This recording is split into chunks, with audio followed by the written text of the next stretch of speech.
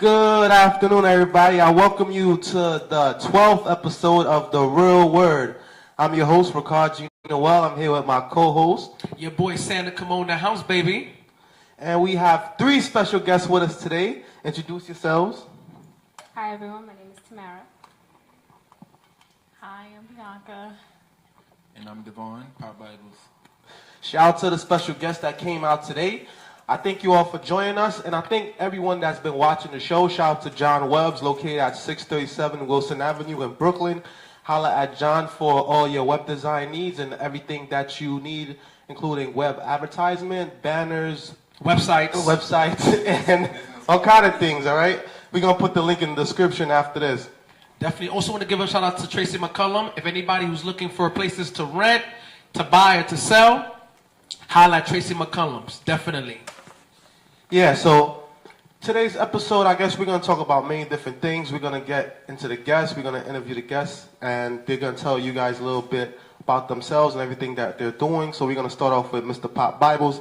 Mr. Pop Bibles, that's an interesting name, and it's a very creative name. Why did you pick that name? Well, basically, my friends and family, they refer to me as Pop, so that's partially my name. And then Bibles is because I want to represent that.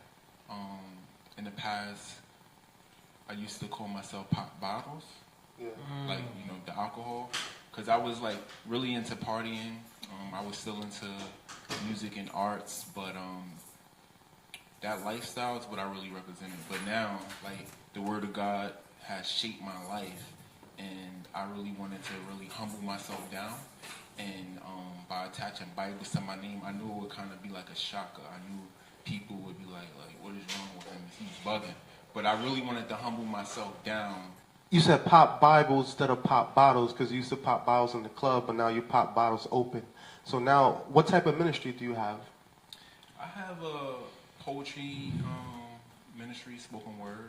I have visited a lot of churches throughout the United States.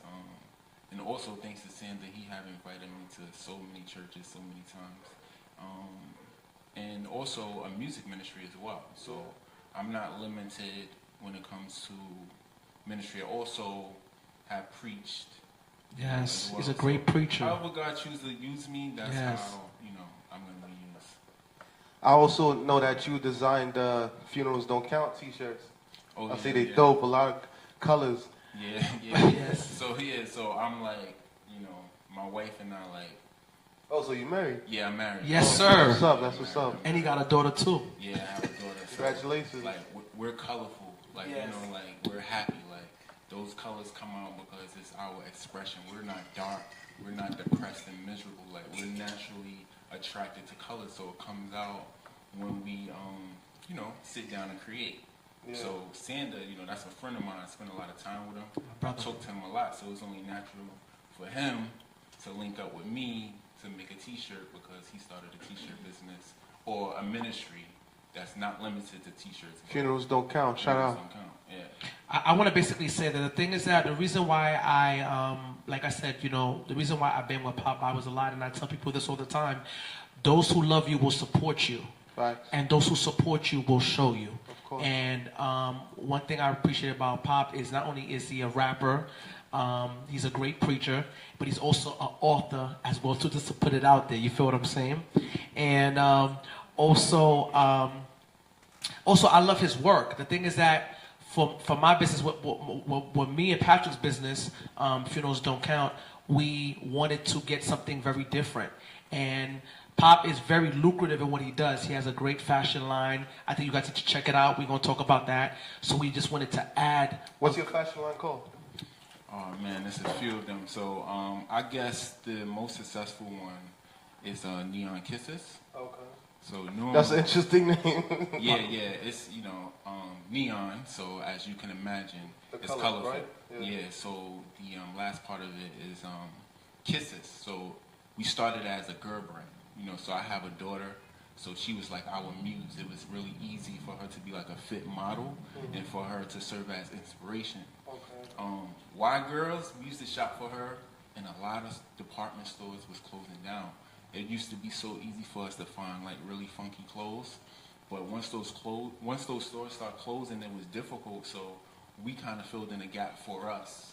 Then after that, it's like you can't walk down the street without getting stopped and getting, requests. So I just like, let's just turn it into a business. There's a need there, there's a demand. Let's get that supply. Wow. And how has it been? Oh man, it's like we're gonna be a millionaire. Like we're gonna be like sales is gonna pass the millions by next year. Yeah. Yes. I see you got on a dope outfit on today. Is this by you? I said the same thing earlier today. I had some flavor on there, but not. I haven't designed everything except for the shirt. The shirt I have designed, but everything else is just handpicked by me from different designers. Okay. All right. So now, you got a question? We're gonna get right back to you, but we're gonna just talk to the girls. We're gonna get right back to you. I got you, baby. Shout out to Bianca and Thamarra. Thank you for coming out. The spotlight's on you guys. I need y'all to talk. Don't be shy. We're gonna interview you guys. So tell people a little bit about yourselves.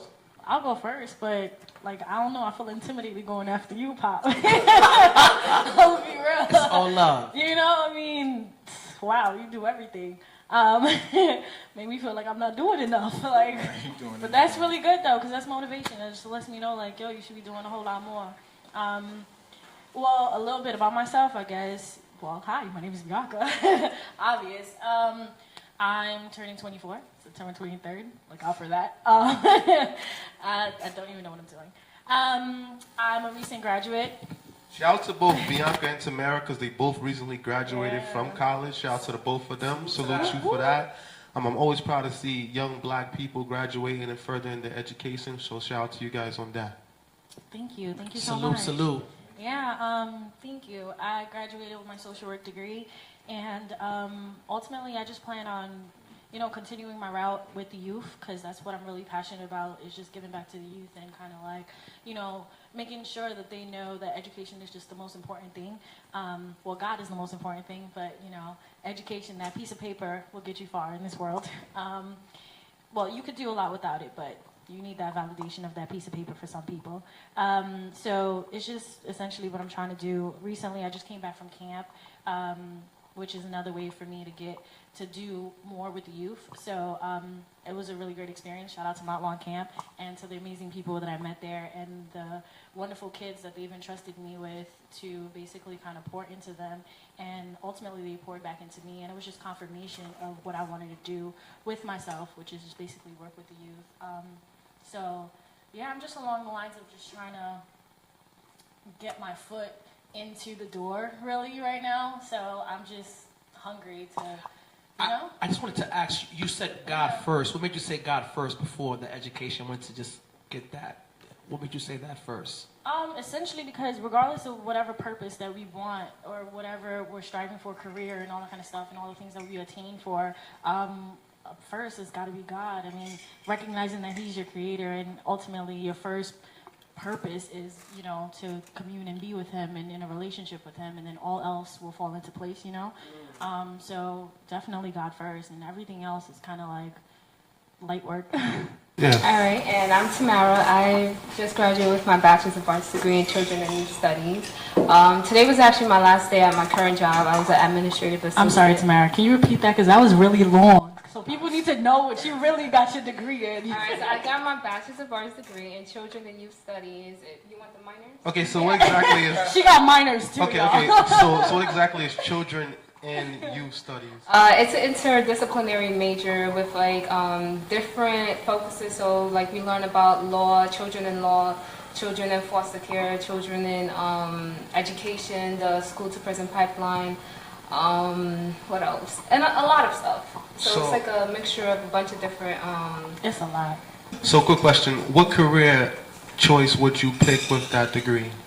Usually people go into social work, or you could become a teacher. Well, you can become a teacher, but they work in education, or they're like a counselor, or you just work with youth. So what about you personally? What would you like? So me, I'm actually, my next job, I'm going to be a college and career coach with the Department of Education. Okay. And I'll be working with students from the ages of 17 and a half to 24, and they're trying to get their high school equivalency diplomas. So that's what I was doing at my job now.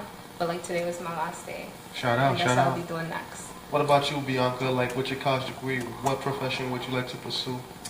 I'm glad you asked that because essentially when people hear social work, they think about somebody coming to get their kids. You know what I mean? No, I'm not doing that. I don't have the heart for that.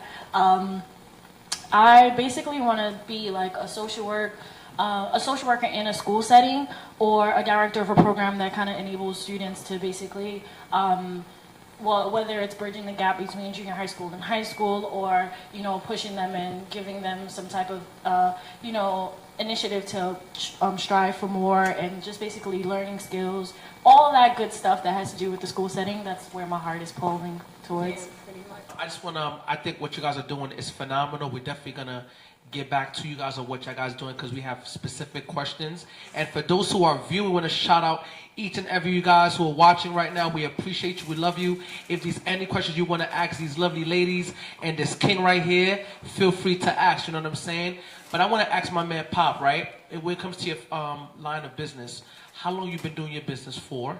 And what are the successes and the hurdles that you've been facing in your business? Oh man, so we've been incorporated since about 2013. Okay. So about 4 years. It took a while for us to like curate the line and figure out exactly what we wanted to sell. So I guess that's a hurdle that we had to overcome.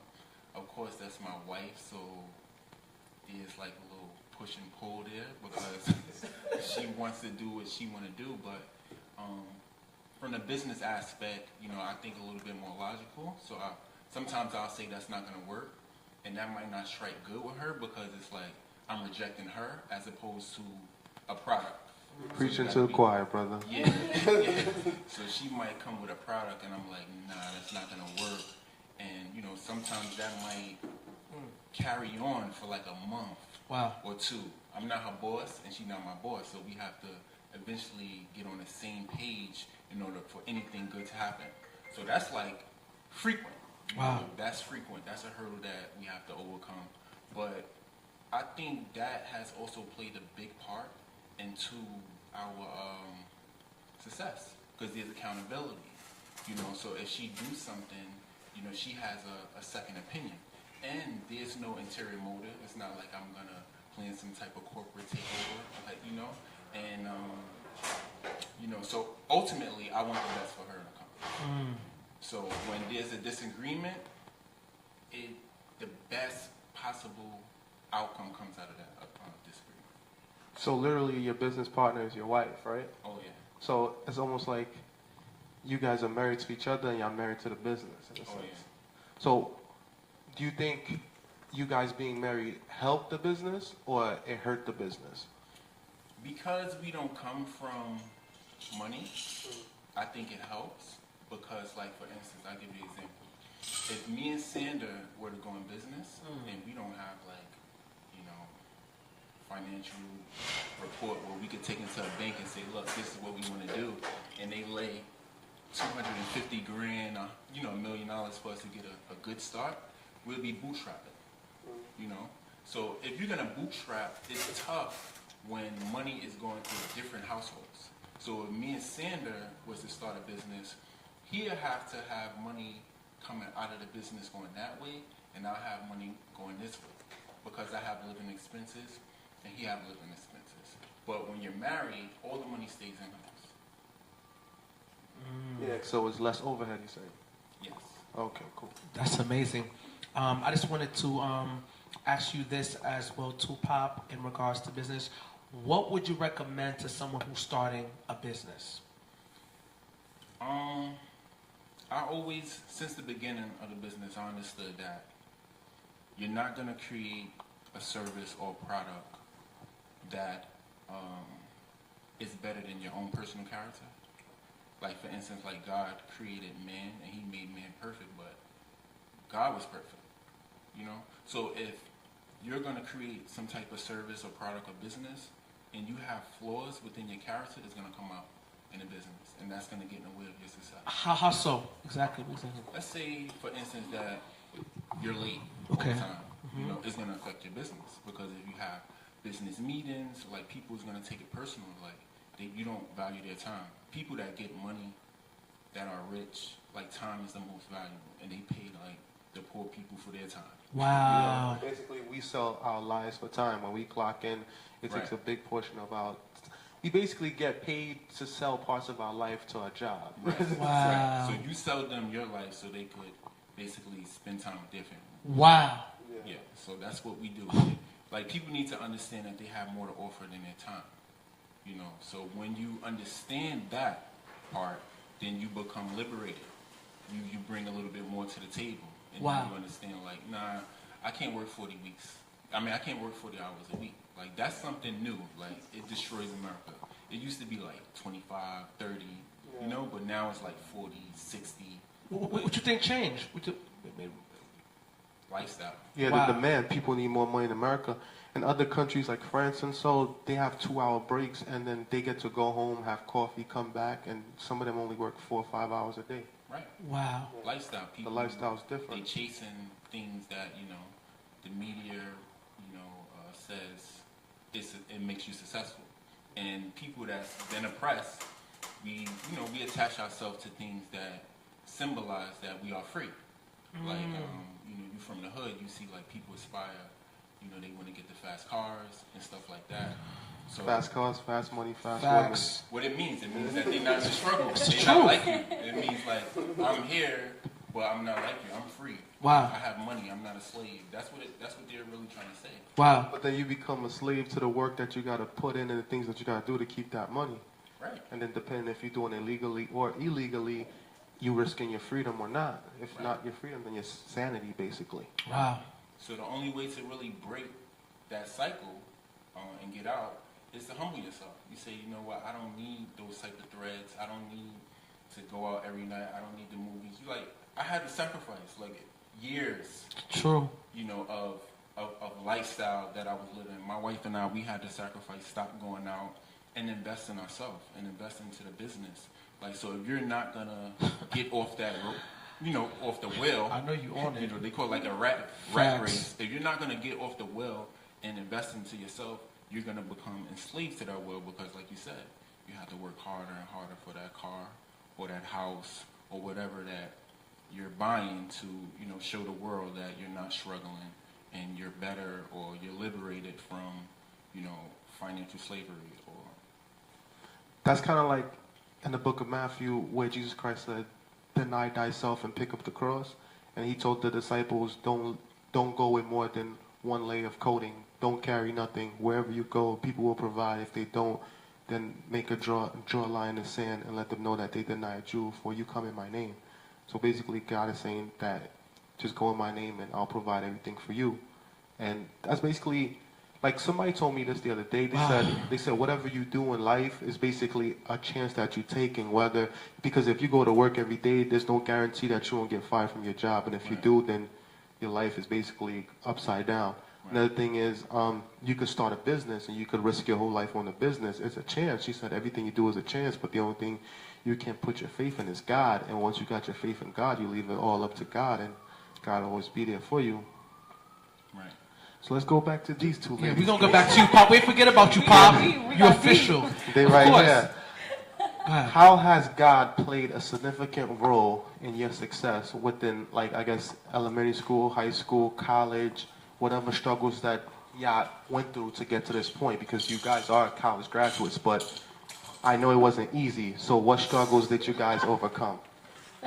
I guess I would say in college I struggled a lot with, I say school pressure, but it's really something else, and anxiety. So my first semester of college, I graduated from high school. I was 17. I was like, all right, this is going to be cool. I was like, you know what, I want to work. So I had a job. I was going to school, and it became a lot. It was really heavy on me. I wasn't prepared for college, and I was really anxious and in this bad place.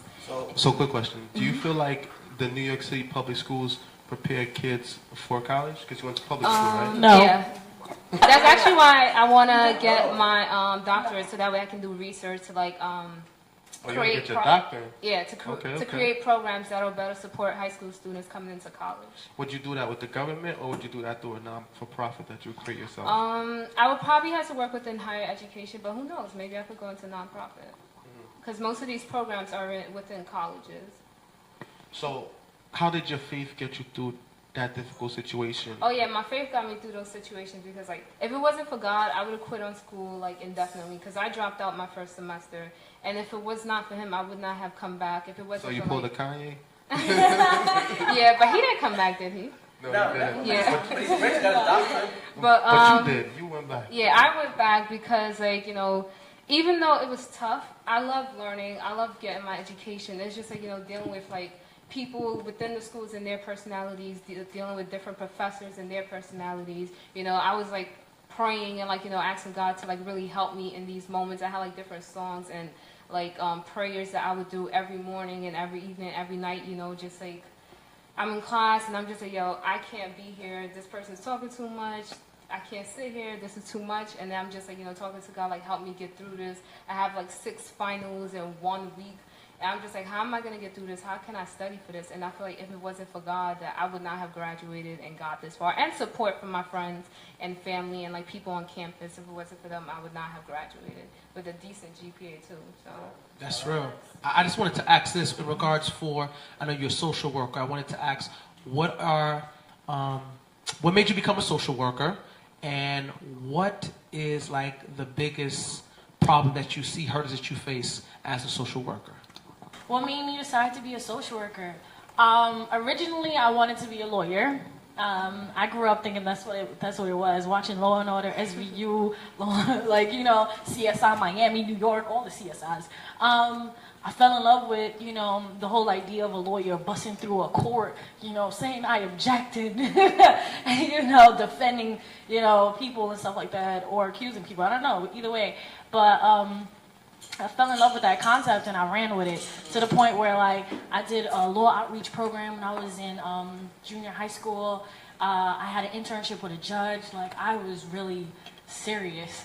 And then that internship woke me up. It was like, nah, being a lawyer is not what you see on TV. Like it's really not. It's a lot. You're like a bookworm. You got to keep up to date with every single thing with things because things are constantly changing. So my love for it just like was hit with reality, and I was like, no, this ain't it for me. And then social work came about because I didn't even know that existed, to be honest. I was in junior high schools, like my last year. I'm applying to high schools, and my math teacher, who was also like my mentor at the time, I had asked him, I was like, I don't know what school to go to because I don't really know what I want to do with myself.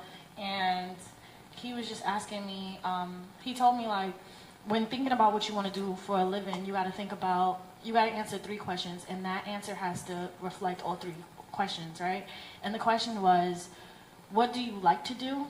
What do you know how to do? And what wouldn't you mind doing for free?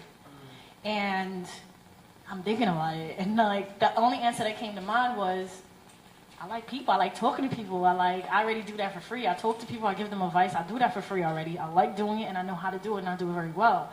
And he was like, all right, well, here's a list of things that is along those lines. And psych, was one of the first things on the list. And then as I got into, psychology, there's like all these things under the umbrella of psychology, and social work was one of them. And it was just more, hands-on and that footwork of just being one-on-one with people and actually making an impact in their lives and not just sitting behind a desk or like talking to them. And I fell in love and I went to school for it, and it just kind of like progressed into like this passion that's burning in my heart, and so yeah, that's how I got into social work. So basically the thing is that what do you feel like are the biggest hurdles that you face that you experience in being a social worker, like the hurdles? I'm gonna be honest. I haven't faced any, to be honest. Besides, the misconception of what a social worker is, or people thinking that you're not gonna make a decent amount of money and stuff like that.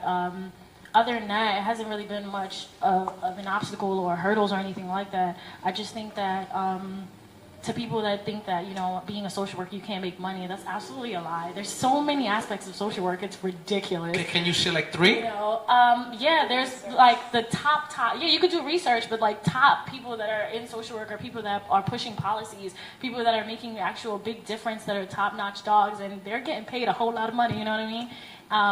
And then there's, there's like the ones that everyone think about, like caseworkers and stuff like that, that, are boots on the ground, going door to door, helping families and stuff like that. And then there's, I did social work and psychology counseling, so there's social work that is on the counseling side, that is on, more clinical side, and that's what I aspire to attain, is to get my LMSW. So I want to be a licensed a clinical social worker, and so I want to do all of that. And there's also like the person that helped me to want to be a director of a program.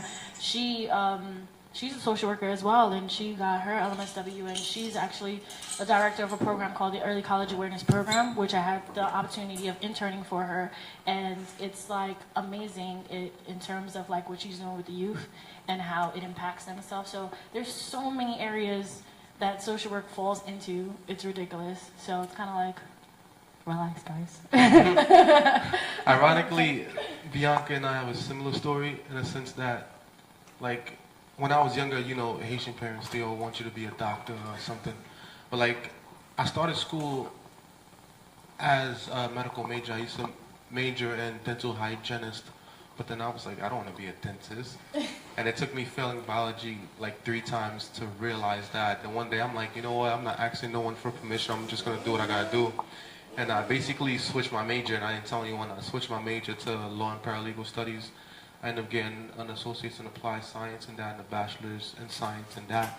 Afterwards, I worked on a political campaign. Then I did an internship at a law firm downtown Brooklyn. It was an all-black law firm. So then after that, after I worked at the all-black law firm, I got a job working at a law firm. I worked at this law firm in Newark, New Jersey, a Social Security disability law firm. I did that for 1.5 years. Then I transferred to Long Island City, did paralegal work over there, up until the company went bankrupt. And then when they filed for Chapter 11, they was like, oh, you guys, there's a chance that we could come back. You guys could stay or you guys could go. I'm like, I'm out. So I started applying for the jobs. Ironically, I ended up getting a caseworker position for a social worker for homeless prevention. So I ended up working there. Even more ironic, that position paid more than the law firm I was working at before. So You see? So like, I've been there for about 3 years, and it does open up a lot of doors. While working there, I met the mayor, and I did a lot of different things. I met a bunch of families. I've worked on over 135 cases, probably, even probably more than that. And I've helped a lot of families keep their home, and I feel like that's the most rewarding thing, because like I always say, human life is the most important commodity on earth. And like you were saying before, people put too much emphasis on things and not people, and I think that's where we lost ourselves, and that's where like everything gets misconstrued. So social work is cool, but I'm still pursuing law on the low, so you see how that goes. But in the meantime, I learned a lot from working in different areas and working with different people. So the more people I interact, the more I learn. So the better person that I become. I just want to go right back to my man Pop. You feel me? Want to be fair, I wanted to ask you, Pop, when it comes to entrepreneurship, what defines a successful entrepreneurship, a successful business person? I think everybody should have their own definition of, success. Okay. For me, I have the opportunity to spend a lot of time with my wife and my daughter. So as we are doing what we love, fashion, and as we are earning, income, salaries, take care of ourselves, we're also spend a lot of time with each other. Wow. So I'm happy, so that's success for me. I wouldn't necessarily say I'll do it for free. Of course. I think I'll do it for free of fear, free from worry. So if I didn't have to worry or be fearful of how my daughter's going to eat or, where we're going to live, yeah, I'll do it for free at that point. I think everybody should be financially free and be able to pick their craft or whatever career that they want, but when you remove, the money, it becomes a problem. So I think that's a huge benefit. I hear that. Did I answer you? Now you answered my question. I wanted to ask you, do you feel the Seventh-day Adventist Church, do you feel that they promote Christian entrepreneurship? They promote Christian businesses? In all honesty. At this point, Seventh-day Adventism is what, 17 million strong? Yeah. I haven't met the entire 17 million people, so Okay. I don't know. But through my experience, you know, Keep it real. yes and no. You're Seventh-day Adventist, right? Yes, I'm Seventh-day Adventist. You support me, right? But I do support you, but I'm different. Well, I'm a different Wait, breed. what does that mean? Well, I'm gonna be honest. I really don't feel a lot of. It's what I feel. Of what I'm seeing, I don't really feel a lot of us really support each other like that. You know what I'm saying? I'm not saying there are those who don't support, but I feel like a lot of times in our church, we should be moving the way the Jews are moving. That the money needs to be circulated at least 7 times. We need to be promoting each other. We need to be looking out for each other, and we need to stop competing with each other. I don't feel like we need more cards. We need more people like yourselves. I don't feel like we have that in our church. I feel like there's a lot of competing going on the low, and I feel like we should be doing more, and we should be helping more. That's what I feel, 100%. I understand where you're coming from, but I'm gonna tell you this. Yeah. In the Seventh-day Adventist Church, it's probably a handful of people that know what I do. Like, I don't solicit my services or products to anybody in the Seventh-day Adventist Church because the products that I create aren't for them. You know, so I feel like when you create a service or a product, you need to understand the market Of course. that you're creating that service or product for. Of course. So if I wanted to create a service or product for Seventh-day Adventists, I'll just probably go to 28th Street and just get all black t-shirts. Wow. All white t-shirts. Because that's how they express themselves. You know? That's real. Before you guys like really focus on I'm with you. parts of what I just said, I'm with you. I want you to take what I said as a whole. I don't know all 17 million people. Of Yeah. course. But from my experience, like I understand some people are really focused on their Lord, and you know they don't really express who they are outside the I Lord agree. in the public forum where I see them. And let me say why I agree. I'm so sorry to take a mic like that from you. The reason why I agree is because I travel. I don't just preach in New York. So I've been in the South, I've been in the Midwest, Right. I've been in the East Coast, so I travel. So I understand exactly where you're coming from. You know what I'm saying? Adventism from the South is 2 different things. Adventist in Maryland and the East is a little 2 different things. California, Midwest is totally different things. So I agree with you because I've been around the block. I agree with you. But just before you just go, I just want to close on But you don't create a business for support. You create a business to fulfill a need. You know, so you look for what's missing, or you make people think that they need your product. You know, this is how successful business happen. You know, like Con Edison, like we need light, right? So that's gonna be like a business that's gonna be there forever until Jesus comes, and then everything is all lit, and we don't need that, right? Yeah. But other than that, like I saw, like from the beginning, I told you, I saw that there was a void because I'm a shopper, and I couldn't find funky clothes that I was accustomed to buying for my daughter. So I fulfilled that need for myself.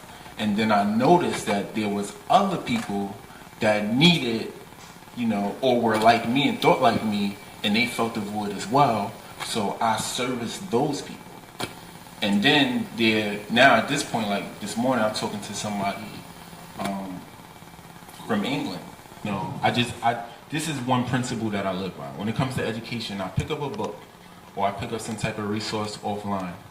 I understand this. I understand that the writer wrote about something that happened, some type of research that already happened. Yeah. He can't write about what's going to happen. Yeah. So that leaves room for me. That's right. So You know what it is? Unfortunately, a lot of our people, they think one-dimensional. I feel like a lot of our people think very one-dimensional, and I'm not just trying to single pop. I noticed that even with pastors, like a guy like, you know, I put it out there, a guy like Myra Edmonds, or a guy like Devon Franklin, or a guy like David Franklin, or a guy like Michael Kelly. If you are outside the box and you're successful in what you do, you get labeled. For example, I'm gonna keep it real, like keep it funky. Like the diaper drive that we was trying to do, you had Adventists asking us, why are we doing a diaper drive? Not a lot, but you know those one-dimensional, why are you doing it, what's the purpose, what's the intent?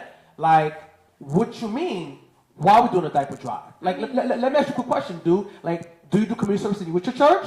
No, I don't. So, exactly my point. You don't do community service. I'm just keeping it real. You don't do community service. You know what I'm saying? No, we gotta keep it real. We gotta keep it real. Like, you know what I'm saying? Like, you don't do the work. You're not about the work. Don't feel a type of way that we're doing the work. You know what I'm saying? And I feel like of our people, they're very one-dimensional. And I think that we as a people, and this is why we have the show. We want to motivate each Adventist Christian to think outside the box. Because if you're doing something over and over again and hasn't achieved success, do something else. That's all I'm saying. Yeah, okay, so you're a little defensive there. I'm keeping it real. You want to keep it funky. We're going to keep it funky. Yes. So with what I was saying about him with the black and white shirts, and I said that was shade, is because, like I said, I'm going to call shade.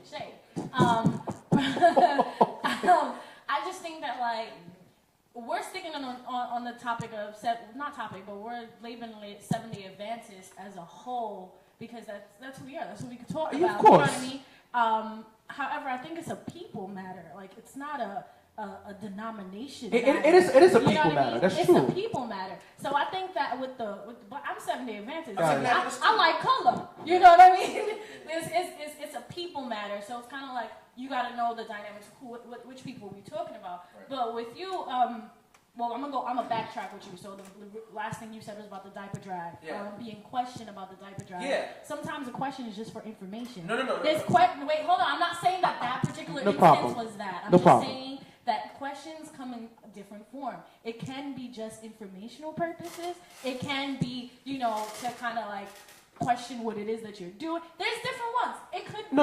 The thing is, I'm not denying your intent. I'm just talking about those ones who think very peasant-like, who don't think king and queen-like. I'm talking about those type of people. I'm not talking about you, my sister. No, I know. I'm not taking it personal. I gotta be clear.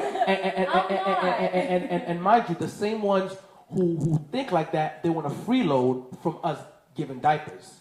So I want to be clear. I gotta keep it real. I gotta keep it real. I gotta keep it 100. That's what I'm trying to say. You know what I'm saying? That's what I'm trying to say as well. I'm trying to say it's a people matter. It's a people matter. And to not stigmatize, We're not that, you know what I'm saying? Because when you first stated it, it sounded as though. No, but it was not stigmatization. I just wanted to clarify. No, we're not stigmatization, because the thing is that the state of our church, we can do better. We're losing a lot of our young adults, and that's a problem. We're losing. Not only we're losing a lot of our young adults, we're not allowing them to be themselves in God. Everybody's unique. Pop is pop. Let pop be pop. Stop hating on pop. Sander. Stop hating on Sander. Let Sander be Sander. Ricard is Ricard. You are who you are. We, as a church, we have to learn to embrace people individually and be together collectively. And that's the problem that I have with our church. And as a pastor, I have to say that. And that's what it is. You know? To answer everybody's question, like, I'm SDA. I've been SDA all my life. I think everybody is SDA. I don't feel like right. I don't feel like I'm a bum. I like colors, and I feel like I could dress to a certain extent, but at the end of the day, like you were saying, I don't feel like all SDA stuck in a mind frame. I do feel like there is a disconnect between the older generation and the younger generation. Talk that talk. I feel like the older generation, like the guys wear their baggy suits and they would come to church with wrinkled shirts and stuff like that. And the younger ones, they got more flavor. They can mix the designer with the dress up, and they come to church right. As long as you dress correctly and you respecting yourself and those around you, then you Gucci. In regards to the older people are stuck in their ways. Not only are they 7-Day Adventists, which is a really strict religion, on top of that, they're old Haitian. So it's the culture plus the religion that's mixed together that causes that. Like, I feel like that's just what it is. In regards to people not, like, supporting new things, like, they probably don't understand. Like, I don't think the older Haitians, they knew what a diaper drive is, honestly. Our people, we don't really do those things true. It's because a lot of our people don't have the funds or the resources to do these things. it is us as the younger generation and as the youth that come with these new ideas and that's able to market through social media and things of that nature that's going to bring the church into the new generation. That's our job to do. About the support, I feel like as long as, like, I notice that you're just walking into your calling, what God is inspiring you to do, you're living out your purpose. You're not really focused on, getting validation or having people support you, because you're just doing you in God, and all the support and everything you need is coming to you. So I feel like people should just do that. Just do you in God, and let the support and everything that you need come to you. Don't worry about who's supporting you, who's not supporting you, who's there for you, who's not. Don't worry about it. Just do you. No, I agree. But I also agree, too, when success comes and money comes and you wasn't shooting me in the... Now, I got to just be clear. I got to just be clear. It's so personal. It's business. Don't be like that, bro. Yeah, you know why? it's personal. It's not business. It's personal. Talk to me, King. Shooting in Don't the never gym. give way to like the root of bitterness. Like bitterness, God is like, if he ever, I believe that God, if he ever for one moment believed that if he placed a couple M's in your bank account, Oh, man. you're gonna turn around and use that as a tool against others, like, you didn't support me, and he like to flow through us. Wow. So not just financially, spiritually. So if I he's gonna feel- flow into your bank account, he wanna flow, spiritual blessings that you can impart to others. No, of So course, if I it's agree. gonna stop in your bank account, is it gonna come to your bank account and stop there? It's gonna become rotten, like a cesspool, like any water, anything that doesn't move, water doesn't move, it becomes stale. So and also our money is currency. If it don't flow, you're gonna have a problem. Like, Of course. you mess up the economy just by not letting money flow. Of course. So you really supposed to use money to accumulate and acquire assets. Just keep buying, like buying. But my thing is that, don't you think that as people, as entrepreneurs, and as Christians, we just need to be very careful? Like, what did you question in regards, okay, I'm not doing my thing, you never considered me, all right, it's cool. Those who did, I understand. And all of a sudden now, I'm doing my thing, and I'm like, now you want to be there. Is that really? But I'm just asking, just to be safe. I'm just asking. I can answer Brother Sanders' question. There was a time when no one in the SDA community and a lot of people didn't even know who I was. And like I said, I used to sit in the back row of the church. I used to sleep on the bench. No one paid attention to me. I was looked down upon like Mr. Pop Bottles, Pop Bibles, but the formerly known as Mr. Pop Bottles, like that's what I used to do too. I used to pop bottles. I used to get crazy. And when I started to take church more serious and I started to take God more serious, more people started to want to work with me, you included, and a lot of different people. And I spoke to this lady, and I was like, I see all of a sudden all these people want to work with me. Like, all these people are here now. This church used to be empty. Look at it now. And she's like, yeah, but if you wasn't doing anything, no one would know you. So because you're doing something, people see what you're doing. Duh. And I'm like, you know what? You're right.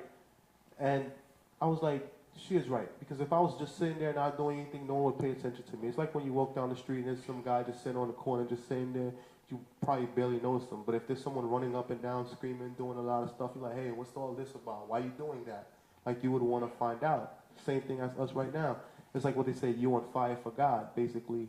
Like, we're doing these shows. We're not only doing the show, like, we're doing actual stuff in the church. We're actually doing stuff in the community. That's true. We're here helping people. We're preaching, and we're living by what we're actually saying. So, people look at that. As we got to walk by example and be living testaments to God's glory.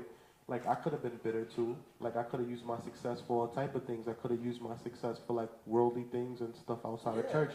I did not have to use my success to help my church at all. That wasn't my responsibility, but I took it as my responsibility. Even as a youth director, there was a time when my church barely had any money, and I would be spending money every time we had a church event. I would spend hundreds of dollars, and I never was like, nah, this is my money. I worked hard for this. I went to college. I went on these interviews. I got these jobs. This is my money. No, like, I felt the need. When I see people happy and I see people come to church, and there's music, and there's people singing, and people could enjoy the service, and then afterwards people could eat, and the kids could play outside, like, that makes me happy. Vice versa. Like, that makes me happy. Like, I'd rather spend that than on a pair of designer clothes or designer shoes. Yeah, It facts. costs about the same. Facts. So why not? And I gotta be clear. I'm not with smearing people's names. I'm not with destroying people. I don't believe in that. Even though there are those who believe in that, and that's their prerogative. But like I said, I just wanted to know in regards to what I'm saying. I'm just big on this. Funerals don't count. Spread love now. I'm not into this fake 30-minute specials, fake eulogies. I just have to be clear on that. I'm just saying. I know when we get it, I want to be a blessing. And we're going to get it. You feel me? We are going to be a blessing to people. But I just feel like with that responsibility, we just have to be cautious because you have bed bugs. I'm just saying, I have something to say. Go ahead. Let's hear the ladies. Yeah, it's another thing I wanted to say to Sanders, because you made the statement of saying that the small-minded people and the people that are stick in the box and stuff like that. Yeah. I just want to say because I'm really big on education and stuff like that. Yeah, let's talk. I just really feel like there's this passage that kept coming to my mind that says, "When I was a child, I spake as a child." And now that I'm older, like I put childish things away, and it has like a list of things and stuff like that. And that's one of the things that I want to say. It's like sometimes it's not someone's fault. You know what I mean? Sometimes they don't have that drive. Sometimes that's not what the Lord put on them. Sometimes, it's like they didn't know that, they weren't exposed to that. The things that you want to do, the community service that you're doing, it's all grand, it's amazing. Some churches never had done that or anything like that. And I get it. It shakes you up on the inside, of course, because God put that, desire in your heart. So you can't stay somewhere that to you is stagnant or anything like that. You can push that out. However, it's that humbling factor. It's that factor of saying like, yo, listen, I'm doing something that wasn't being done. You know what I mean? Like you said, there was a demand. You know what I mean? And there was a need. Facts. So you're doing that, and that's a beautiful thing. Yeah. And that's a humbling thing. However, it's just the mindset of in the heart in which you do it, and like not to get upset with those that their minds are not there. But you know what I mean? let me give you an example. Or that are questioning it and stuff I'm like gonna give you an that. example, right? Okay, so I went to a funeral, and I'm just gonna all right. I'm to let you know how fair it is. So I went to a funeral, and like I said, my old church, people, a lot of people's grandparents are dying. I don't have no more grandparents no more, and now it's really our mothers and our fathers are the grandparents. So I go to church, and somebody said something very interesting, and I was a little bit bothered by that because I feel that ignorance is ignorance, and I feel right is right. And he said, I've noticed that I haven't seen you here, and I'm like, you got to be kidding me. Because a lot of times you guys never invest in your young people. He said, well, how come you didn't fight for what you believed in? I said, well, let me tell you something. I'm from Crown Heights, Brooklyn. Understand? And when I hear for fight means, no, I'm keeping it real. I'm keeping it real. Since you putting it out there, I'm putting it out there. When you hear the word fight, you got to fight people. You got to fight small-minded people. When I hear fight means like, okay, when you're fighting a person, I may be nice at fighting. I may be nice with nice with my hands. Like he gonna get hit, even though I get hit. I may get a couple scratches. I may get a lot of bumps in my hand. My hands hurts because I'm knocking them out. So for me, like, why do I gotta fight you for us to make things happen? When you have OG Bloods, you have OG Crips. You tell them a vision, like, yo, I'm with it. Like, we don't want to trap forever.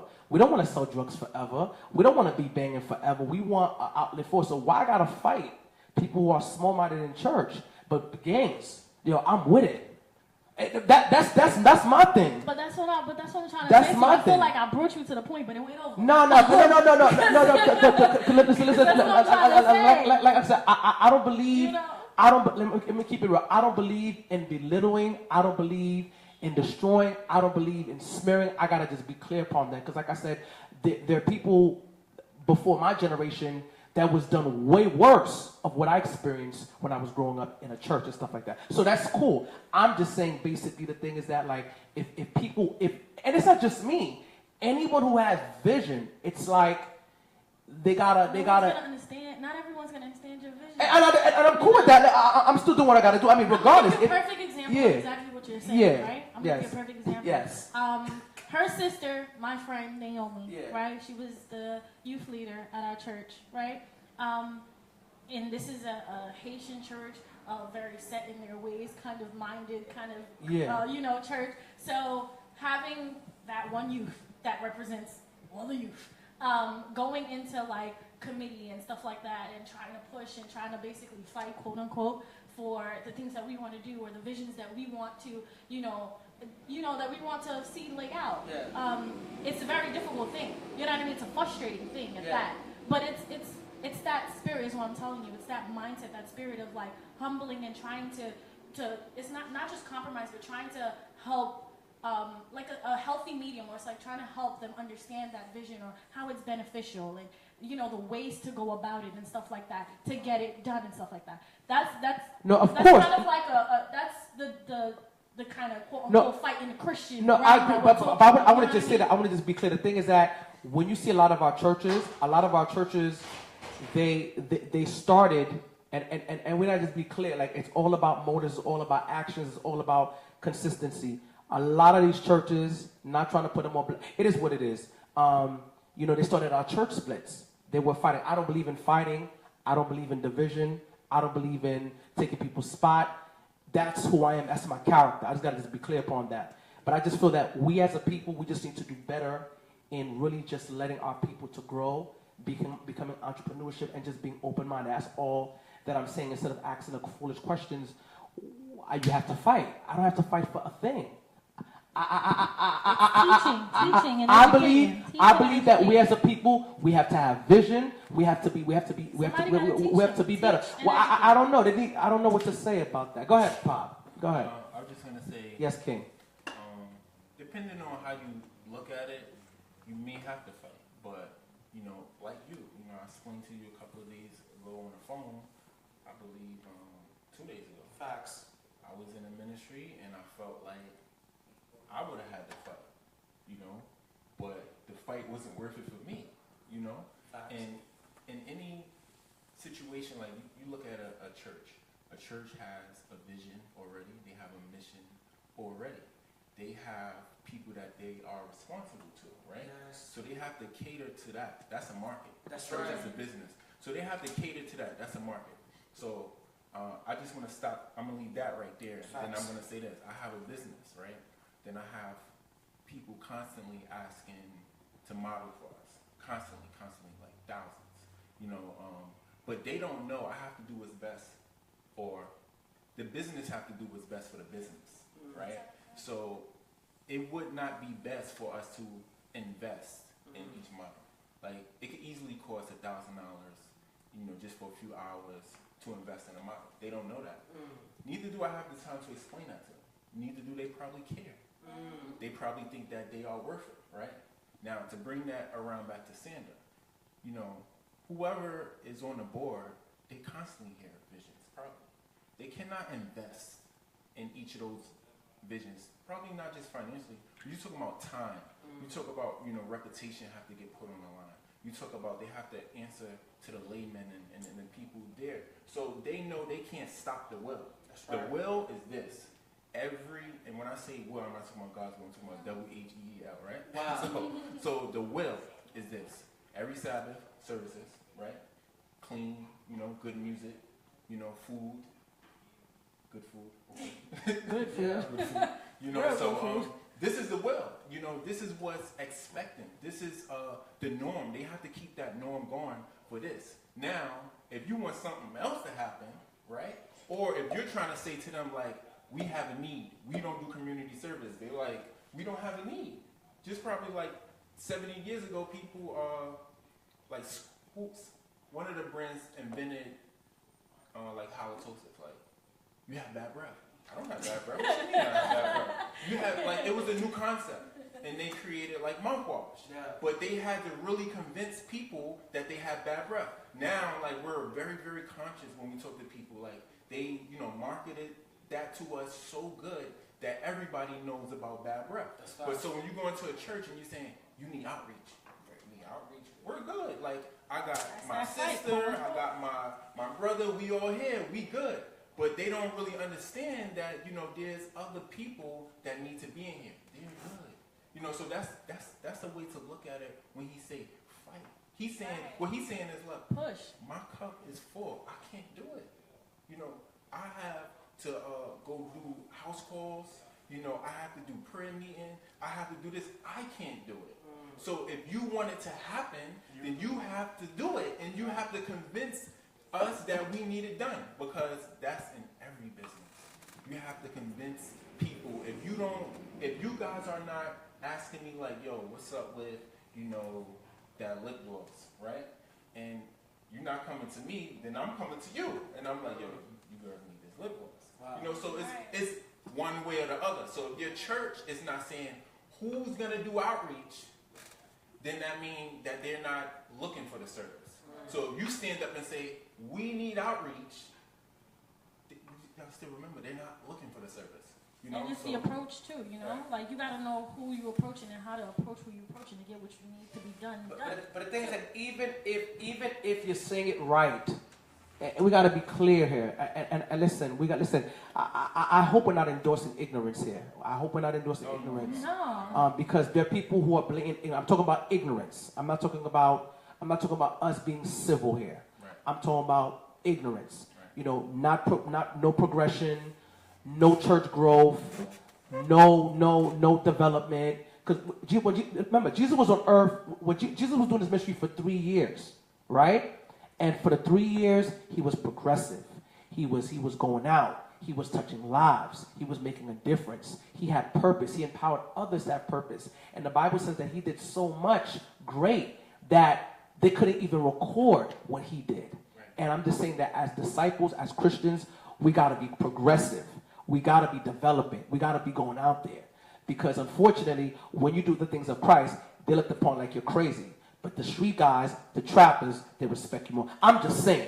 That's all I'm saying. And I got to be clear. Okay, Sander. Yes. I got to just be clear. Me and you going to go back and forth. No, we're not going to go back because we're in the same time. No. Yes. We are in the same time when it comes to action, but when it comes to attitude, I think that's where you and I divide. Because we do the same things, but after we do them, I think my reaction to things and your reaction to things are two different things. How so? I'll explain it to you perfectly. When you were talking about you're not willing to fight, I fought for my church, my brother. Like, I fought to the point where sometimes, like, it would bother me at night. I remember my church when it was small enough for us to fit in one little office. Like, the whole church would fit in that room over there. That's how small it was. Wow. I remember when we only ate peanut butter sandwiches after church, like just peanut butter, the hard peanut butter that we get for free at Goodwill. I remember when we had no heat and we all had to sit in one row next to each other so that we could stay warm. Wow. I remember when, like, we suffered in that church for years. I've been going there 23 years. It wasn't always like that. And I remember when like, even after we got bigger and after, like, when we merged, problems emerged. And at the same time, as a youth leader and a member of the committee, I could have did two things. I could have just sat there and watched, or I could have took action. I put myself out there because, sometimes when you put yourself out there for attack, criticism, ridicule, people to start rumors. Facts. And I had to deal with all of that. But I fought, not fought physically. Like I told my youth, the fight is above the shoulders. You can never get physical. People are going to try to test you and make you look angry so they can make you look foolish, especially in church. Once they get you angry and they get you upset, even if it's not true, then you look bad because of your reaction. That's true. And you got to look at it as human beings sometimes. That's true. The thing that's most dangerous to us is ourselves, That's especially true. when we get upset, especially in a place like that. I seen in the church where people got upset and they started cursing, yelling at people, pointing fingers in church over stuff that probably wasn't even concerned to them. That's true. And then after that, you got to come back there next week and deal with the same people. Like, what are you doing? That's true. So, like, I dealt with it, but I dealt with it differently.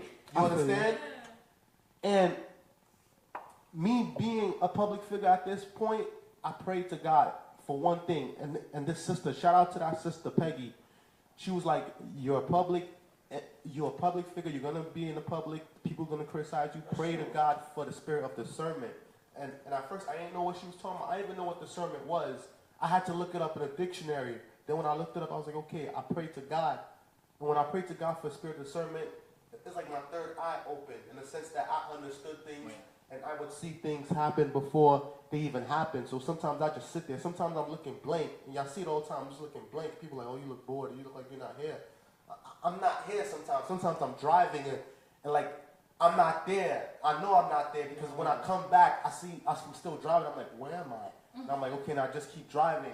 Like my physical, my metaphysical has changed, and it took a certain level of spirituality. It was a guy. He fell and he bumped his head. A blood vessel busted in his brain. He had a stroke. He was paralyzed on one side. Didn't I think that he was going to walk? I went and prayed with him. He walked the next week. There was a kid. He was possessed by a demon. He forgot how to talk. He wasn't eating. He wasn't walking. He wasn't going to school. I went and prayed with him. Now he's able to preach himself. But these are things that I keep to myself because they're not important. Because you know why? The same thing like Jesus Christ. He performed beautiful works. He performed many miracles. He said, do not say that it was me. Say it was your faith that healed you. In regards to you saying that there's people not doing what they're doing, don't worry about them. Do what you got to do. Like, perfect example. I'm not worried about that. Listen, perfect example. The diaper drive. I didn't tell no adults in my church about the diaper drive. That's true. I waited 2 weeks before and I told the youth, I said, yo, we're going to do a diaper drive. You don't got to worry about raising the money. We already raised the money. Don't worry about buying it. We're going to buy it. I just need you guys to help me distribute it and set up. They was like, okay, cool. That's true. And that's what we did. The week before the diaper drive, I told the elders, listen, we already got diapers. We're going to give them out. We're not doing anything wrong. We're trying to help the community. We're going to make the church look good. And we're not going to be disrespectful. We're going to keep the Sabbath law. And we're going to help people like Jesus Christ. They said, that sounds like a great idea. Keep doing it. And that's what we did. We did it. I said thank you on Facebook. I said thank you to everybody. I fell back. That was it. I didn't say, you wasn't there. You wasn't helping. You wasn't there. What you doing? What did your church do? My church did that. But for 22 years, my church never did that. It took us 23 years to do it. And when we did it, and we said thank you. People said thank you, and it was done. That's true. My thing is just simple. Like I said, I just hope. And like I said, I just hope that we don't encourage ignorance. That's really my thing. We don't encourage ignorance. We encourage progressiveness. That's all that I'm saying as a minute. Because at the end of the day, I know, but be that light, bro. And I am, and I believe that. I'm just saying that you can't be that light if you don't want to point your finger. No, I mean, I think as a pastor and as a minister, I think we have to reproach, we have to inspire, we have to motivate other churches to doing the same thing. We could motivate them by doing the same But thing. I don't believe in forcing. I don't believe in forcing. We don't gotta force them. We could That's all I'm saying. Okay. We could ask them to join us, and if they don't want to join us, then let them be. I understand. That's it. That's all. What That's if, all I'm saying. the ignorance is just a stage or a phase in that person's life? Because I remember a couple of years ago, I did nothing in church. I never came to church. I remember one time my youth had to come to my house and dig me out of my house and ask me, why am I not in church? That was a phase, that was a stage in my life. What if it's that person's stage and phase in their life and you're attacking them? No, I don't believe in attacking people. Grow and, become the person that God I have to created be them careful. Someday that person might be the one giving you money to do what I you have to agree. do. I agree. Listen. Like I said, there are a lot of. I remember when I did the revival at Ricard Church.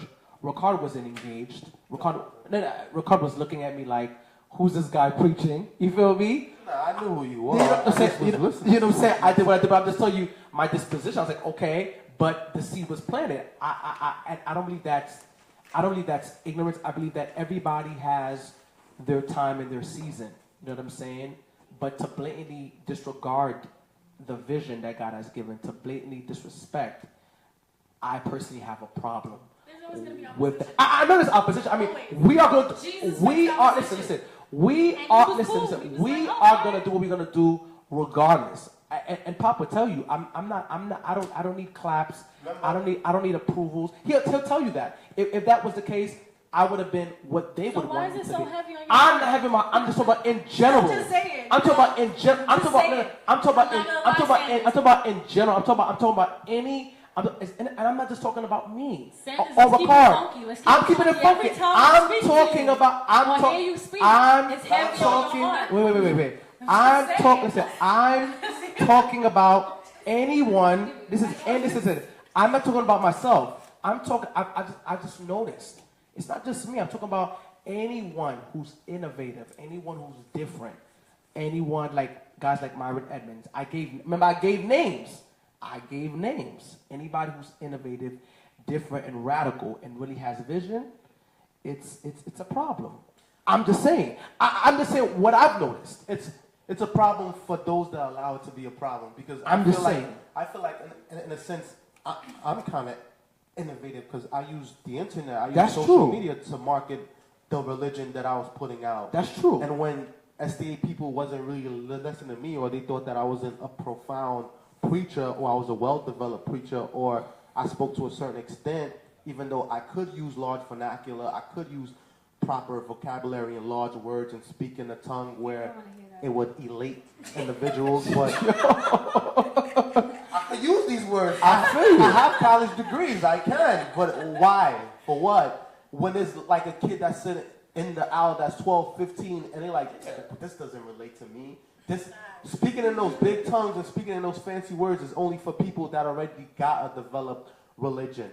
But the people that are like, I would say, people call them lame, as in like not lame as in broken, but lame as in they're regular people or casual listeners. Yeah. They need someone that's going to bring the real to them. That's right. In regards to what you're saying, there's a scripture where Jesus Christ asks, who do they say I am? Mm-hmm. And they give him different names of who they say I am. And he said, who do you think I am? And the people were quiet. I said this before. And there was only one disciple out of the 12 that walked with Jesus Christ every day. And he said, you are the Christ. But what did he say? He said, it is not man that helped you to realize That's who right. I am. That's It right. is the Holy Spirit. Because That's right. flesh could not show you who That's I right. am. And that goes back to what you're saying. These people who you feel like is not doing the job, you as a man, you can't force them to do that job. Listen. And I don't believe in that. It is I don't only believe in the Spirit forcing. of God. Like Thamarra said, she had to discover God on her own time in order Yes. for her to fully accept what it is that she had to do and to be an active member of the church. You got to understand that these people, they're not going to be on the same timing as you. You as a preacher, as a minister, you have to help them along that road. Not be like, oh, you're not doing it. No, you gotta be like, okay, let me help you. Try to hold their hands. I don't and help believe them do in. it. Not push them away. I don't believe. Like I said, people who know me, Pop, including yourself, that's not. I don't believe in that. I don't believe in being destructive. I don't believe in smearing. I don't believe in that. But I would beg to differ, Sanders. What? Smearing? Bro, hold on. My church didn't even start out of a church split. It's sort of Albany. No, I don't believe in smearing. I don't believe in that. But I do believe in not congratulating ignorance.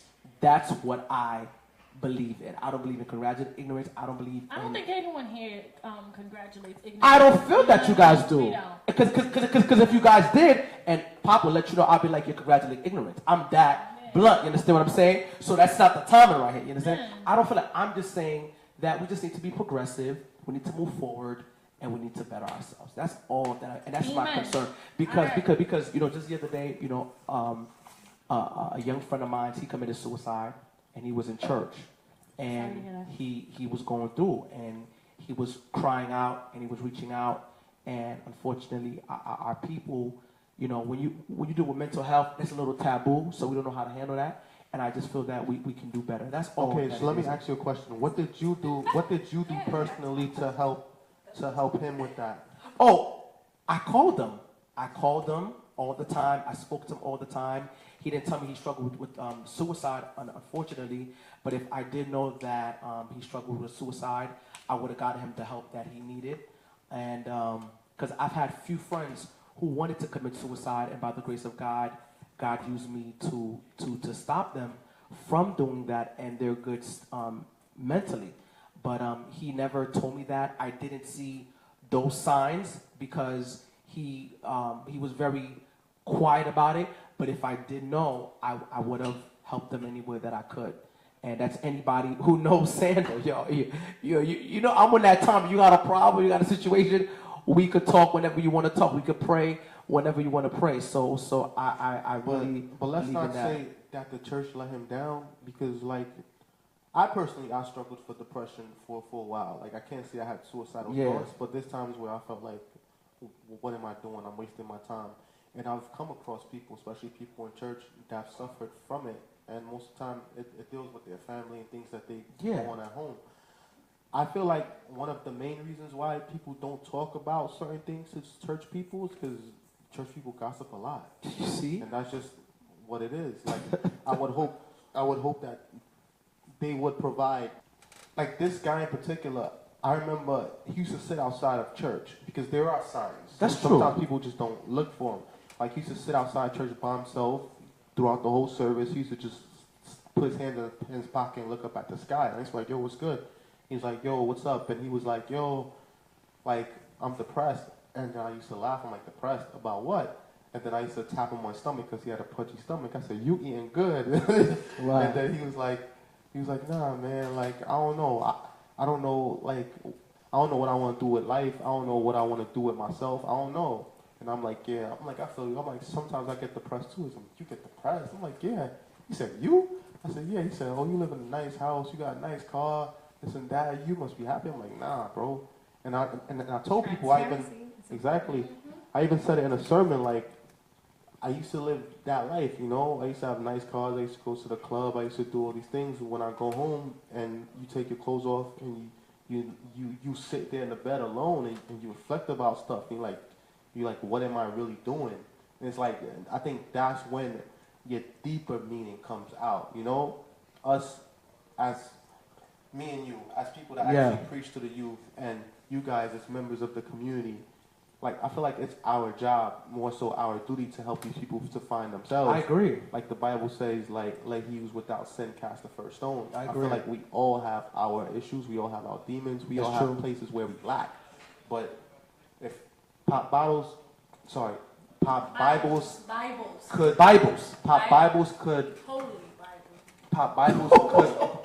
guys, Pop Bibles could design clothes. He has his own clothing line. He's good at marketing. He has a good mind for that, obviously.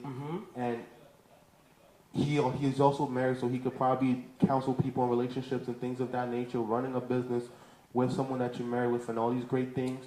You with your expertise in social work, you and your expertise in education with children and counseling and everything else, you with your ability to engage the people, you have a lot of charisma, you know how to speak, you know how to make people feel good about themselves, you have a loud voice.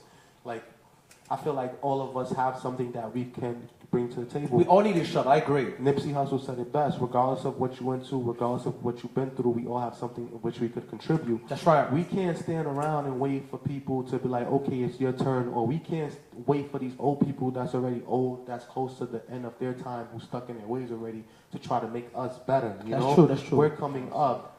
Like, the Bible says this, there's a spirit that lives within all of us. That spirit is the Holy Spirit that connects us with God, that gives us a spirit of understanding, and that provides us with knowledge. We all have that, and that's what keeps us alive. That's what basically, we call that our conscience. Some people say that's what helps us to separate right and wrong, and that's what differs us from animals. We have to put that into action. We have to tap into that psyche.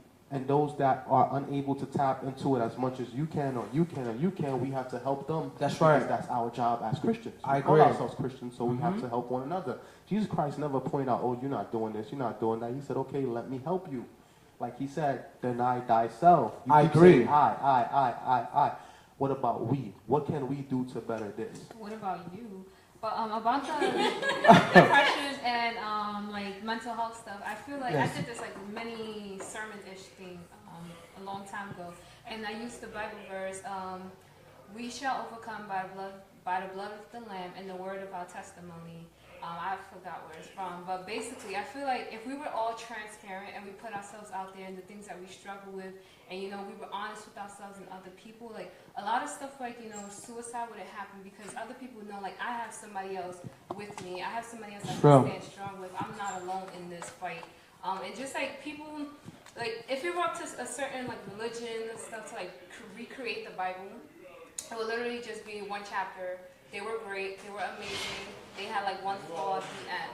Because people act like, they're so perfect. People act like, they're so perfect. They're high and they're mighty. They do no wrong. They're faultless. But like, I feel like if we really put ourselves out there, that's like what some religions are lacking, transparency. If we put ourselves out there, I feel like people will be drawn to us because we look like real people, humans that they can relate to. Exactly. And, they'll learn who Jesus Christ is through our testimonies and who we are, and just being like a living testimony. I agree. I love that you said that because I feel like I love that we're like-minded in that sense. Because I was just gonna say that that's one of the things that we lack in the church, because I feel like we forget that we're a hospital. You know what I mean? Like, you come to church, basically you walking through that door saying, hi, my name is so-and-so and I'm a sinner and I need this place. But people come into church and they just start looking down their nose, and you don't want to call people the worldly people outside the church. No, the same thing they going out there, we going through in here. The only difference is we know that there's a Savior that can help us. That's literally the only difference. You know what I mean? So I think like that's the issue we have. And I think Gasnier and his wife did AY or I forgot what it was. I think it was like an AY where you got to basically talk about what was going on, because there is a lack of transparency. No one is going to stand up in the church and have an event or a program centered with all the youth to just basically say, hey, yeah, I struggle with this currently. You know what I mean? Like, and I'm still fighting with this, because that's what's relatable to the youth. That's what is going to get us to actually. But you know what's the problem, though? You see, listen. the problem is the image thing. Everybody's concerned about the image. Exactly. See? And that is the issue. And I think that there should be a space that is provided, because I keep it a buck. My closest friends, or like the people that I feel like I could talk anything and say anything and know everything that's going on with me, are not even people that are in the church, because it's like. You don't feel that level of like, yo, you see me how I am just as I am. You know what I mean? It's so sad, because it's like some of the people that are not in the church are more accepting of you as you are, because they know they too are flawed. You know what I mean? And I think that there needs to be a space in church as, for the youth, for everyone, even the older folks. But I think it's going to take a little longer, for the seasoned folks. But there needs to be a space for the youth, for us to get together, to talk to each other, our struggles, but also hold each other accountable, and to, pour into each other, and to, relate it back to the Bible, and to, and scripture, and help each other through all the things that's going on. You know what I mean? I agree. There is actually a space. There's a church up in Manhattan. Called My Gin Church, and I just found out about that. It's basically like a cafe church, and it's centered around youth, and basically it's like it wants the youth to gravitate towards My Gin and come there and stand up and express all of those things that you just expressed, and what you were saying. Like, come there, talk about your depression, talk about your sexuality, talk about your finances, talk about your struggle in the church, talk about your depression, rejection. I've been a part of My Gin, and we have seen a lot of great things come from it, but we also have seen like opposition. You know what I'm saying? So, but that's what happens with innovation. Like, just to go back to Sander, like Sander is trying to innovate. Right. Whoever's the first one is gonna get it worse. It's true. I agree to that. Said, don't be surprised. That's right. Don't be surprised when men revile you and hate you. That's right. He did it to me first. So he already laid down a foundation for you. He walked through. He made the path. The path is narrow, but he laid it for you. And if you're gonna follow behind him, if you're gonna get that innovation, then you need to expect the ridicule, people hating on you, people not supporting you. But as I said before, when you create a service or a business, you cannot do it for support. You have to do it because there's a need for it. That's right. You see the need. Right. So if you see the need, then you have to say, where have I seen this need at? And you take it to where you see it. Wow. You see it in the blood, you see it in the crypts. That's your ministry. You're on the highways and the byways. You're making it happen. You already got you a space, over here on Utica Avenue, and let's plug that in. Pacific. Yeah. Yes. So you found your place. You're making it happen, and the Lord is gonna, He's gonna bless you because there's a need, and you just have to continue to minister to that need, and then you keep innovating. You say, okay, I did the diaper drive. That was innovative. No, that's us. We did the diaper drive. We did the diaper drive. Now let's innovate. That's right. Continue. Yes. What could I do better? And, that's right. That's how you become, successful. Continue to innovate while people might try to follow after you, which is good. You endeavor to change the world, But yeah, bro. But like I said, guys, we're all about progression. We're all about innovation. We're all about, that's all we're about. I just got to be clear. And like I said, we've lost, like I said, the reason why I'm facing this concern is because I know a lot of your friends and my friends, they're not in church anymore. And for me, that's a problem. You know what I'm saying? That's a problem. A lot of our generation, they're not in church anymore. And I think we need to cater to that. And that's why I'm so animate.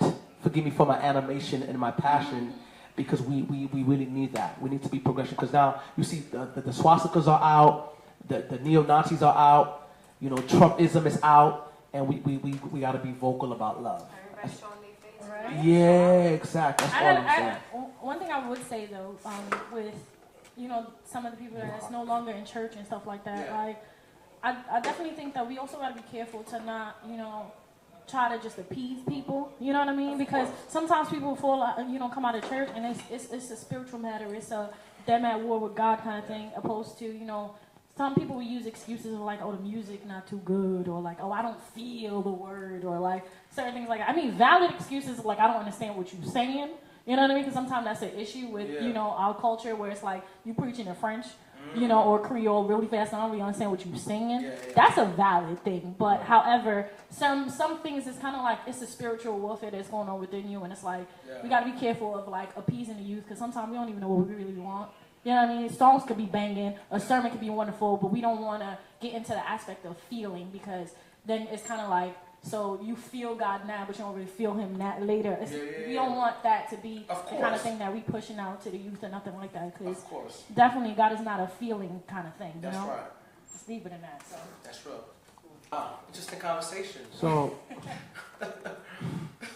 so to close this out, guys, what do you think would be one thing that each of us can do to change the dynamic of church, but not only of church, but people outside of church, to make them more interested in church? I need all you guys to answer based on something that you feel like you can do personally, starting with you. One thing I could do is just be myself and Jesus.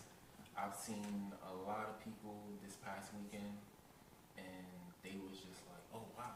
They were just amazed to see me, because, I don't dance, I make money move. I don't go out, I just work. I do, you said whatsoever your hand findeth to do. Like, I invest in myself, in my energy, and my future, my family. That's what's important to me. And that was the gift from Jesus. Jesus made that turnaround. So when, as I work in secret, and He blessed me outwardly, like they still see like I'm with my wife, I'm with my family, we're prospering. That all starts with Jesus, right? So, I'm just living in Christ. So, like my sister said, she said, let people know you need a Savior. But I have a Lord also. I don't just have a Savior. So I have a Lord. So when they see me and they say, oh, snap, like Pop is still cool. Like he's not lost or stupid or brainwashed or doing this white man religion. He's still black, he's still down, but I don't know, That's because I have a Lord. I'm doing things that told that I must do if I want to be successful, if I want to be healthy, if I want to have, long life. I'm following something, so if, that would be my thing, is to continue to have a Lord.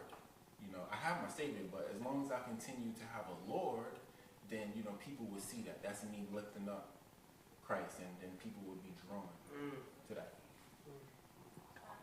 Bianca? Like Pop said, and like Michael Jackson said, I'm starting with the man in the mirror.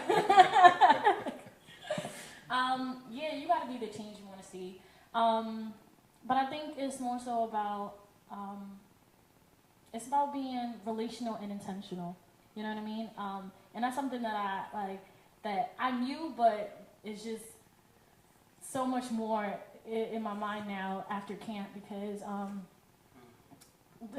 being with inner city kids that are not, most of them are not Christian, and working at a Christian camp, and they always tell you to be intentional with them in terms of anything and everything that you do related back to God. You know what I mean? And that's kind of making him the center of your life, and not compartmentalizing him, but centralizing him, so that in everything that you're doing, he's involved in that. So I think like being relational and intentional is just more so like building those relationships, because like I realize that nobody's going to talk to you about their issues or their problems or what's really going on unless you built that relationship first and foremost. People support or back you up because you've built that relationship. So I think it's really important, especially in the church, to build that relationship, not just see people come and go kind of stuff, but build that relationship so it's really a community, it's really a family. And anything and everything that you want to do or going to do with those people, it's going to be so much easier. It's just a fruition, just a continuation of what you've already started and established in a relationship. And just being intentional in terms of like always relating it back to God.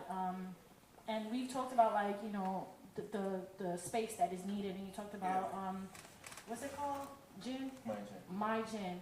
It's a bittersweet thing because it's like, it sucks. It's wonderful that there's a place, but it sucks that we have to, leave and go to that place when you have a home right there that it should be at. You know what I mean? So I guess intentional in terms of like what it is that we really want to do with each other, and just building that relationship, being intentional what you really want to do and make it happen. I would say for me, like figuring out what my calling is and what my purpose is, what am I here for, and then just living it out. Just like, being inspired by God and doing what I have to do, becoming the woman that he created me to be, and also just like reaching out to others, being a testimony. Like a lot of people tell me that I never say, oh, I'm Seventh-day Adventist, oh, I'm a Christian, but before I even tell anybody that, they was like, oh yeah, I could already tell because you're just like so calm and so gentle, you're so welcoming. Like I work at the front desk, and the kids that I work with, they could be, a little rude, and they're just like, for my thinking, so they're just like, oh, you're so calm, you're so, quiet, you're so kind, like you deal with us, and we like you for that, we're gonna miss you for that, because we don't think anybody else could be like you. So just really like, reaching other people, being active in church. They're about to like, assign positions within our church, so I'm just thinking, like, where can I work? What can I do? Who can I help? I don't want like to be the head of anything, but like if I can help somewhere, I want to do that. I want to, reach out to other people. God has blessed me with like, great funds. So like, I want to bless other people. I don't want to like put it all out there for the world, but just like, be low key, do what I have to do, and just, be happy, travel, and inspire others, and show them who God is. Brother Pastor Sanders? I just really believe this, and I'm really passionate about this. I feel that, in ministry, nothing can be accomplished by ourselves. I'm going to just be very plain about that, you know what I'm saying? If it wasn't for guys like yourself, Pop, and I love you dearly, you've always been supportive towards me. Ricard, you've always been supportive towards me. And just everybody. Without you guys, I would not be here. So I feel that the way the church can grow is if we have togetherness and we have unity. So I really believe in it. And that's why I'm very animate about support. Because look at the Jews. The Jews, they're killing it right now. They're doing their thing because they come together as one. And I believe that with us being unified and also embracing people individually, we can make things happen. Because I see Jews, they don't like each other, but they come together for a common purpose, for a common goal. So I believe in that. So I just wanted to say that. Ricard, your thoughts? I guess I'll be the last one. Personally, I feel like God has made a lot of changes in my life, and I thank God for those changes. I feel like if it wasn't for God, I wouldn't be alive at this moment. And I know that sounds cliche, but that's honestly speaking from the heart. I feel like there's a lot of changes that is still yet to come that I can still make in my life and that I have to make in my life. I feel like even though I have matured a lot, I feel like there's still more maturing that I can do. I thank God for my many blessings because I would never in a million years will I see myself here at where I'm at and have accomplished the things that I've done, and it's by the grace of God. In whatever way, in whichever way God could use me, then I will surrender myself to that. I would just ask to be broken so that God come and fix me for. I know that there's some parts of me that have to go, and I know that there's new parts that have to come back together, and I can't do this myself. So whatever I can do, whenever I'm able to help someone, like my brother Sanders with the diaper drive, or whoever else, and all the ministries that have helped me throughout the past, and all the ministries that I've worked with, and all the different people that I've come across, I thank you all for helping me to be the person that I am, because it was a collective effort in creating myself, you know? Like, it wasn't just, I can't take credit for this, and I'm not going to take credit for that, so I'm not. So I give glory to God, and I give glory to all the people, the negative and positive influences. I thank them all. And I guess we could close out from here. With that being said, we're taking donations. We're going to be doing a lot of big things, so we're taking donations. You'll see in the GoFundMe, whatever you guys can give. If it's $100, $50, $20, know that we're going to be doing some big projects, and we need your contribution, your love. I want to thank each and everybody who came tonight. We appreciate you. Yes. One last thing I wanted to say. On Instagram. Give your Instagram, your Facebook, and everything. Let's do that. Let's do that before we go, guys. Wait, before I do the Instagram thing, Yeah. that's not what I initially was going to do. I was going to say, when you said, what's my purpose and what on earth am I here for, it just reminded me of this amazing book that I think you all should get. It's called The Purpose-Driven Life by Rick Warren. Yes. And it is amazing. I've done devotionals with my kids with it. They bought the book. Like, it's changed lives. Like, get you the purpose-driven life. Get you it. Yeah. Spring? That's a good book. It's an great amazing book, It's a good yeah. book. It's attached with like sermons. If you want to listen to the sermons, I say you should. But if you don't, that's cool. Yes. But it's a really dope book. Yeah. Are we doing this? Pop, you want to share your Your business. your website and clothing line? Okay, so one of the websites is www.neonkissesinc.com. We have neonnumbersinc.com, and you can follow us on Instagram, Neon Kisses Inc, or you can find a Facebook page, Neon Kisses or Neon Kisses Inc. The link will be in the description below. I'm gonna click that link because I'm 70 Adventist and I like color. Okay. So All right. So we're gonna close out with a prayer. Who would like to pray so we close out, guys? I guess I'll pray. Okay, go ahead. Heavenly Father, thank you for this day that you have given us. Thank you for just being the amazing, good Father that you are. Thank you for just filling us up daily so that we can pour out to each and every single person that you want us to, that you will us to.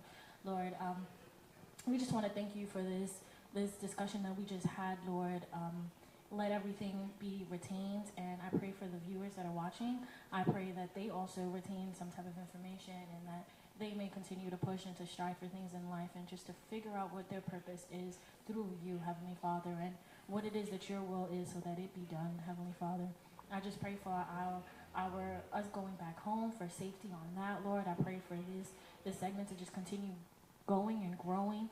I pray for Sanders. I pray for each and every single one of us that is here. I don't know what's in our hearts, but Lord, you do, for who knows the heart but you, Lord. So I just pray that you continue to grow us, to mature us, and to just continue making us into the perfect human beings that you intended for us to be in the first place, Lord. Bless our churches, bless our homes. Just cover us, Lord, daily.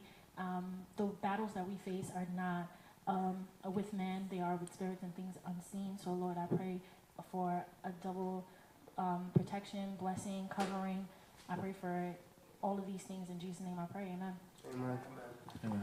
We thank you all for joining us tonight, and we'll see you again next week, Monday at 7:30, Real World.